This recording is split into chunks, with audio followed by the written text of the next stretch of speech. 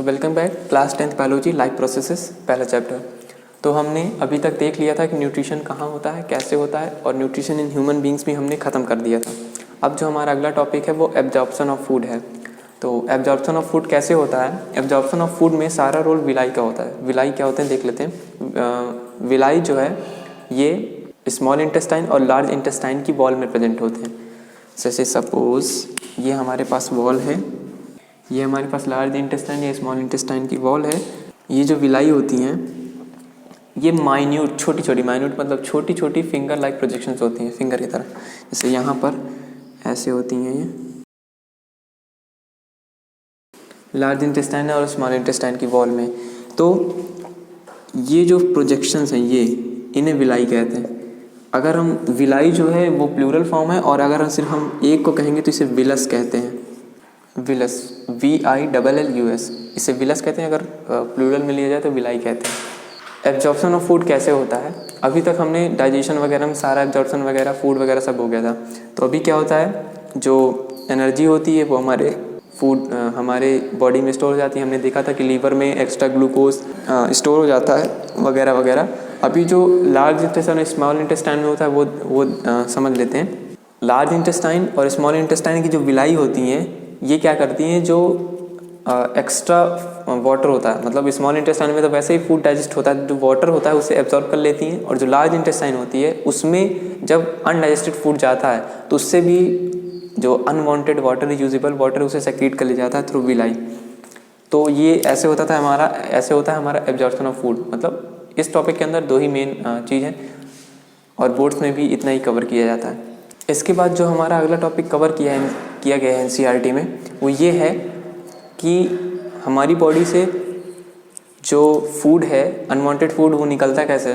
तो basically NCERT में सीधी सी एक लाइन दी हुई, एक पैरा दिया गया है जिसका कंक्लूजन ये है कि जो अनडाइजेस्टेड फूड है वो हमारी बॉडी का after secretion of water through villi present in the large intestine वो एनस के थ्रू निकल जाता है। तो ये था हमारा एसिमिलेशन ऑफ फूड और एब्जॉर्प्शन ऑफ फूड दोनों। एसिमिलेशन का मीन्स फूड का निकल जाना हमारी बॉडी से, अनवांटेड फूड का। तो अब हमने यहाँ पे पूरा न्यूट्रिशन की प्रोसेस देख ली इन ह्यूमन बींग्स, कैसे होता है, कहाँ से फूड लिया जाता है, कैसे वो सलाइवा में मिक्स होता है, कैसे वो डाइजेस्ट होता है। देन इसके बाद विलाई क्या करती हैं, विलाई क्या होती हैं, और इसके बाद हमने देखा कि वो हमारी बॉडी से जो अनडाइजेस्टेड फूड है वो कैसे निकलता है। सो यहाँ से हमारा न्यूट्रिशन ख़त्म। अब जो हमें अगला टॉपिक कवर करना है वो है रेस्पिरेशन। ये इसकी बेसिक डेफिनेशन है। अभी तक हमने जो in taking and out taking of oxygen, CO2 वगैरह हमने जूनियर क्लासेस में पढ़ा था, उन सबसे अलग है।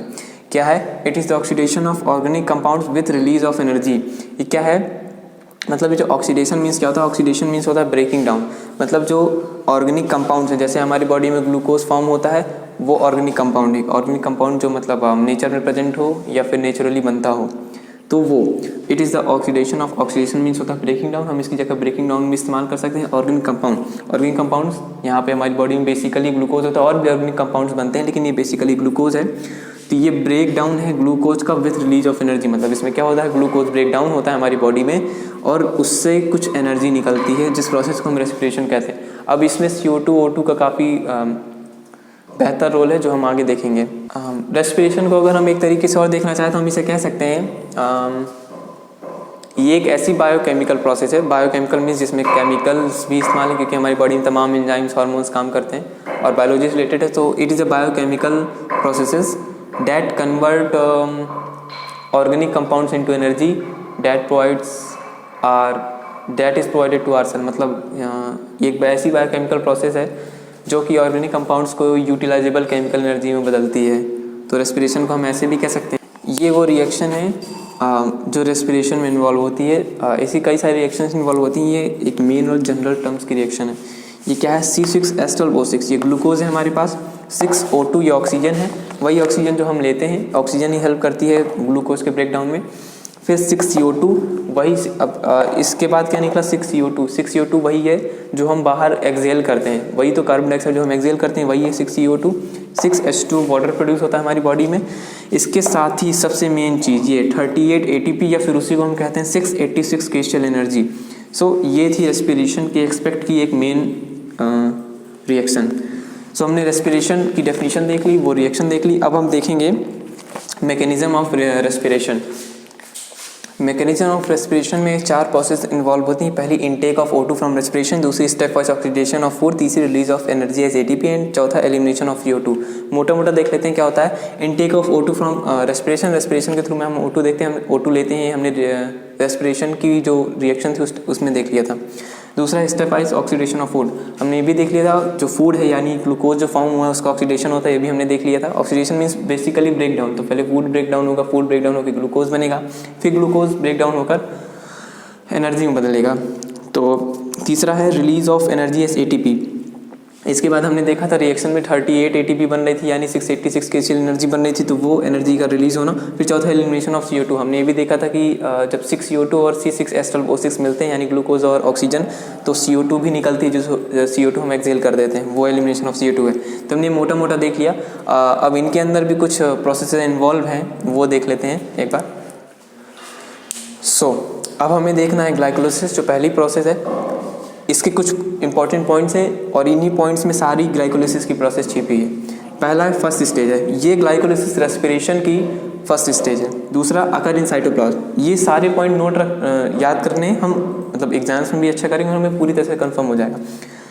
ग्लाइकोलाइसिस में दूसरा पॉइंट जो लिखा है ऑकर इन साइटोप्लाज्म, तो ये हमारे सेल के साइटोप्लाज्म में होता है। मतलब इसकी जो लोकेशन होती है ग्लाइकोलाइसिस की, वो सेल के साइटोप्लाज्म में होता है। मतलब ये जो प्रोसेस होती है सेल के साइटोप्लाज्म में होती है। फिर है glucose 6 carbon compound, pyruvic acid 3 carbon compound. इस प्रोसेस के दौरान क्या होता है कि जो ग्लूकोज एक 6 कार्बन कंपाउंड है, हमने देखा था C6H12O6, वो कन्वर्ट होता है, ब्रेक डाउन होता है उसका टू पायरुविक एसिड जो कि 3 कार्बन कंपाउंड है। ये हमने देखा इस प्रोसेस में। ग्लूकोज एक 6 कार्बन कंपाउंड है, देखा था ना हमने C6H12O6, इसमें 6 कार्बन इन्वॉल्व है यानी 6 कार्बन कंपाउंड है। 2 पायरुविक एसिड जो कि एक 3 कार्बन कंपाउंड है, इसमें बदल जाता है। फिर इसके बाद हमने देखा इस प्रोसेस में क्या होता है, 2 ATP यूज होती है और 4 ATP प्रोड्यूस होती है। मतलब इस प्रोसेस में कुछ एनर्जी भी लगेगी भाई, हर बायोकेमिकल प्रोसेस, हर कोई भी हमारी बॉडी में प्रोसेस हो रही होगी उसके लिए एनर्जी चाहिए, तो 2 ATP ऑफ एनर्जी यूज होती है इस प्रोसेस में और 4 ATP प्रोड्यूस हो जाती है। मतलब टोटल क्या होता है कि 2 लग गई और 4 और प्रोड्यूस हो गई। फिर इसके बाद क्या है, 2 molecules of pyruvate are form, और साथ में इसके साथ 2 ATP जब यूज हो जाती है उसके बाद 4 ATP प्रोड्यूस होती है। इसके साथ साथ 2 मॉलिक्यूल पायरुवेट के, पायरुवेट को हम पायरुविक एसिड भी कहते हैं। जो हमने पहले ये पायरुविक एसिड लिखा हुआ उसे पायरुवेट को पायरुविक एसिड भी कहते हैं, PYRUVIC, और पायरुवेट की स्पेलिंग PYRUVATE। तो 2 मॉलिक्यूल्स ऑफ पायरुवेट भी फॉर्म होते हैं। ये ग्लाइकोलाइसिस की सारी कहानी हो गई। इसमें अगर हम 2 और कंक्लूडिंग पॉइंट्स हैं जो हम देख लेते हैं। ग्लाइकोलाइसिस में हमने 5 इंपॉर्टेंट पॉइंट देख लिए थे। अब हमें, क्योंकि फर्स्ट स्टेज ऑफ रेस्पिरेशन है, तो यही डिसाइड करेगा कि एरोबिक है कि एनारोबिक रेस्पिरेशन हमारी बॉडी में होता है। हमने जूनियर क्लासेस में क्या देखा है कि एरोबिक रेस्पिरेशन क्या होता है। एरोबिक रेस्पिरेशन मीन्स जिसमें एयर इन्वॉल्व हो, एनारोबिक रेस्पिरेशन जिसमें एयर इन्वॉल्व ना हो यानी O2 इन्वॉल्व ना हो। लेकिन हमारी बॉडी में एरोबिक रेस्पिरेशन भी होता है, एनारोबिक रेस्पिरेशन भी होता है। एरोबिक रेस्पिरेशन तो हमने देख लिया, जो हम सांस ले रहे हैं या छोड़ रहे हैं वगैरह वगैरह। एनारोबिक रेस्पिरेशन का एक एग्जांपल अगर देना चाहूँ, ये हम आगे डिस्कस करेंगे। एनारोबिक रेस्पिरेशन में अगर एक एग्जांपल समझना चाहें तो हमारी पैर में जो दर्द होता है तो उनमें क्या होता है कि सेल्स में लैक्टिक एसिड बन जाता है, वो ड्यू टू एनारोबिक रेस्पिरेशन ही होता है। अभी लैक्टिक एसिड देखिए यहाँ पे बन रहा है, अभी देखते हैं कैसे बन रहा है। ग्लाइकोलाइसिस में क्या होता है, जो पहला प्रोसेस है एनारोबिक रेस्पिरेशन वाला प्रोसेस, इसमें क्या होता है O2 की प्रेजेंस होती है, क्योंकि एनारोबिक रेस्पिरेशन है तो O2 की प्रेजेंस स्वाभाविक बात है। इसमें क्या होता है, जो पायरुविक एसिड, ये PA मैंने शॉर्ट फॉर्म में लिख दिया क्योंकि बहुत छोटा था। पायरुविक एसिड माइटोकॉन्ड्रिया में इंटर करता है, सेल के माइटोकॉन्ड्रिया क्या होता है, कहाँ होता है, कैसे होता है, सब हम देखेंगे आगे। प्रेजेंस ऑफ O2 होती है इसमें, और क्या करता है, जो पायरुविक एसिड है वो माइटोकॉन्ड्रिया में इंटर करता है और कन्वर्ट हो जाता है किसमें, क्रेब्स साइकिल में स्टार्ट हो जाता है। मतलब क्या होता है कि प्रेजेंस ऑफ O2 होती है क्योंकि एरोबिक रेस्पिरेशन है। फिर क्या करता है, प्रेजेंस ऑफ O2 होने के बाद जो पायरुविक एसिड है वो माइटोकॉन्ड्रिया में जाता है और क्रेब्स साइकिल स्टार्ट कर देता है। क्रेब्स साइकिल हमारी अगली प्रोसेस है, हम देखने वाले हैं सेकेंड स्टेज ऑफ रेस्पिरेशन। और जो दूसरा एनारोबिक रेस्पिरेशन वाला केस क्या है, इसमें एब्सेंस ऑफ O2 होती है, स्वाभाविक बात है। इसमें क्या करता है, जो पायरुविक एसिड है या तो वो एथिल अल्कोहल में कन्वर्ट हो जाता है या तो लैक्टिक एसिड में। एथिल अल्कोहल एक 2 कार्बन कंपाउंड है, लैक्टिक एसिड 3 कार्बन कंपाउंड है, जैसे कि ग्लूकोज 6 कार्बन कंपाउंड था। तो यही लैक्टिक एसिड हमारी बॉडी में फॉर्म होता है। जैसे हम ज़्यादा खेलने किसी दिन तो उनके हाथ पैर दर्द करने लगते हैं, जो हमारे हाथ पैर दर्द करने लगते हैं, तो वो इसी कारण होता है कि लैक्टिक एसिड वहाँ पे फॉर्म हो जाता है। ये थी हमारी पूरी ग्लाइकोलाइसिस की कहानी। अब हमारा जो अगला टॉपिक है वो है क्रेब्स साइकिल। ठीक, तो क्रेब्स साइकिल और सिट्रिक एसिड साइकिल में क्या होता है, इन प्रेजेंस ऑफ O2 जो पायरुविक एसिड है वो ऑक्सीडाइज हो जाता है सेल के अंदर, माइटोकॉन्ड्रिया के अंदर ये क्रेब्स साइकिल होती है। तो माइटोकॉन्ड्रिया के अंदर O2 की प्रेजेंस में जो पायरुविक एसिड है वो CO2 में टोटली ऑक्सीडाइज हो जाता है, यानी ब्रेक डाउन हो जाता है, और साथ में वाटर और एनर्जी भी निकलती है। ये जो 6CO2, 6H2O और 38 ATP हमारी एनर्जी निकल रही थी in the process of respiration, जो हमने शुरू में देखी थी, वो यही क्रेब्स साइकिल के दौरान होती है इन माइटोकॉन्ड्रिया।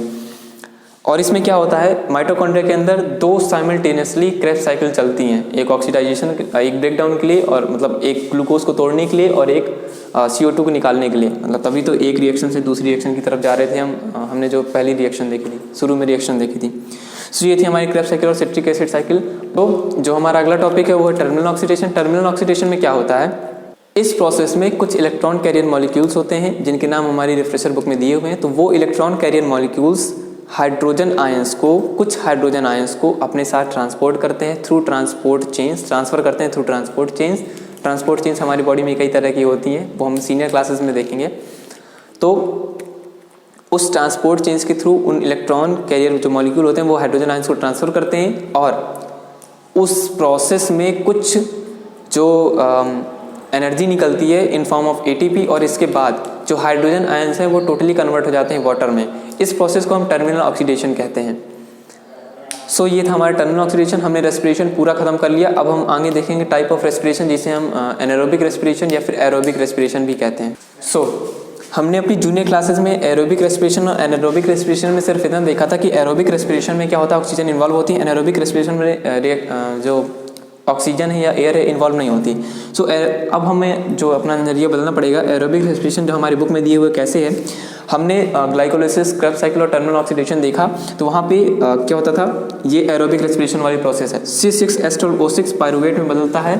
पहले सिर्फ हमें इतना देखना है। तो फर्स्ट स्टेज ऑफ ग्लाइकोलाइसिस में क्या होता था, ये जो ग्लूकोज है पायरुवेट में बदलता था। फिर इसके बाद क्या होता था, 6CO2, ये जो 6CO2 मिक्स हो रही है, हमने देखा था कि ग्लाइकोलाइसिस में एरोबिक रेस्पिरेशन वाली प्रोसेस जो हमने लिखी थी हेडलाइन, उसमें इन्वॉल्व था कि 6CO2 उसमें मिक्स होती है पायरुवेट में, और ये माइटोकॉन्ड्रिया में इंटर कर जाता है। अब ये माइटोकॉन्ड्रिया के अंदर क्रेब्स साइकिल जब शुरू हो जाती है, तो क्रेब्स साइकिल में क्या होता है, यही पायरुवेट प्लस 6CO2, मतलब यही ग्लूकोज है, जो हमने ये चीज़ हमारे नहीं थी, लेकिन हमने ग्लाइकोलाइसिस में देखा था कि 6H12O6 पायरुवेट में बदल रहा है, और पायरुवेट में ऑक्सीजन मिलने के बाद वो माइटोकॉन्ड्रिया में इंटर करता है। माइटोकॉन्ड्रिया में इंटर करने के बाद ये जो ये है पायरुवेट प्लस 6O2 और C6H12O6 यानी ग्लूकोज, वो 6CO2 प्लस 6H2O और 38 ATP एनर्जी बदल जाती है। ये ठीक है।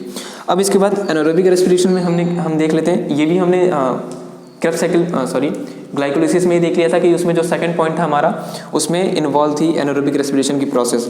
तो एनारोबिक रेस्पिरेशन में क्या होता है, C6H12O6 ग्लूकोज यहाँ भी होता है, पायरुवेट में बदलता है। पायरुवेट टू मॉलिक्यूल्स पायरुवेट के इन्वॉल्व होते हैं या फिर बनते हैं। इसके बाद क्या होता है, जो पायरुवेट है वो टूट जाता है या बन जाता है एथिल अल्कोहल या फिर लैक्टिक एसिड, हमने देखा था। तो ये एथिल अल्कोहल का फॉर्मूला है 2C2H5OH, और साथ में CO2 निकलती, बनी बात है। इसके बाद 2 ATP। हाँ, हमने यहाँ पे एक इंपॉर्टेंट कंपैरिजन देखा कि एरोबिक रेस्पिरेशन और एनारोबिक रेस्पिरेशन में एनर्जी का काफ़ी अंतर है, और यहाँ पे जो एक्स्ट्रा कंपाउंड है वो भी एथिल अल्कोहल बनता है। यहाँ पे कोई एक्स्ट्रा कंपाउंड नहीं बनता है एक्सेप्ट 6H2O यानी पानी के अलावा, और यहाँ पे 38 ATP बनती है, यहाँ पे सिर्फ 2 ATP एनर्जी बनती है। सो ये थी हमारी एरोबिक रेस्पिरेशन और एनारोबिक रेस्पिरेशन की कहानी। रेट ऑफ रेस्पिरेशन क्या होता है, मतलब जो रेस्पिरेशन लेने की स्पीड है या दर है, उसे हम बेसिकली रेट ऑफ रेस्पिरेशन कह सकते हैं। जैसे कह सकते हैं कि कोई आदमी दौड़ के आया है और कोई आदमी साधारण चल के आया है, तो जो दौड़ने वाले का रेट ऑफ रेस्पिरेशन है इन कंपैरिजन टू चल के आने वाले से बहुत ज़्यादा होगा। सो आप मोटा मोटा आइडिया लगा सकते हैं कि रेट ऑफ रेस्पिरेशन क्या है। अब यहाँ पे जो बुक में कंपेयर करा गया है वो है इन प्लांट्स और इन एनिमल्स। रेट ऑफ रेस्पिरेशन के अंदर हमारे अंदर एक सब टॉपिक आता है हमारी बुक में जो दिया हुआ है, वो है एक्सचेंज ऑफ गैसेस। तो एक्सचेंज ऑफ गैसेस हमारे जो प्लांट्स हैं उनमें 3 तरह से होता है।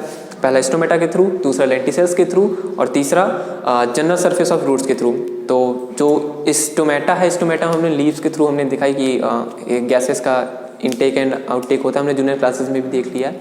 दूसरा लेंटिसेल, लेंटिसेल्स क्या होती हैं, हमारी बॉडी की जो हमारी बॉडी नहीं, प्लांट्स की जो बॉडी होती है उसकी जो बार्क होती है जो, या फिर और जो उसकी पूरी प्लांट की बॉडी में जो डेड सेल्स होती हैं उन्हें लेंटिसेल्स कहते हैं।